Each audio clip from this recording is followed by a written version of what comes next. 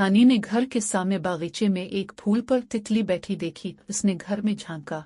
उम्मी फोन पर खाला से बातों में मसरूफ थी। ये देखकर वो तितली को पकड़ने इसके पीछे भागी। दौड़ते दौड़ते वो कब जंगल में पहुंच गई इसे पता ही न चला। उसने खुद को घने दरख्तों के दरमियान पाया। जंगल के इस हिस्से में कदरे अंधेरा था।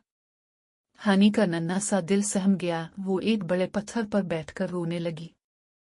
क्या हुआ प्यारी लड़की, तुम क्यों रो रही हो? अचानक किसी की आवाज आई। उसने चौंक कर पीछे देखा। वहां इसका हम उम्र एक लड़का सवालिया नजरों से इसे देख रहा था। हानि के आंसू मजीद तेजी से बहने लगे। मुझे लगता है तुम अपने घर का रास्ता भूल गई हो, लड़के ने कहा। तो हानि ने हाँ में सर हिलाया।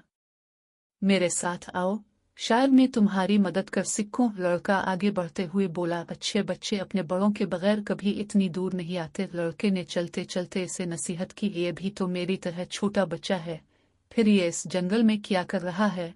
हानि ने दिल में सोचा। देखो, वो रहा तुम्हारा घर। आवाज के साथ ही हानि की सोचों का सिलसिला टूटा। सामने सड़क के पार उसके घर का दरवाजा नजर आ रहा था। इसकी खुशी की इंतहा ना रही। हानि ने सोचा, जाने से पहले मैं इस लड़के का शुक्रिया तो अदा कर दूं।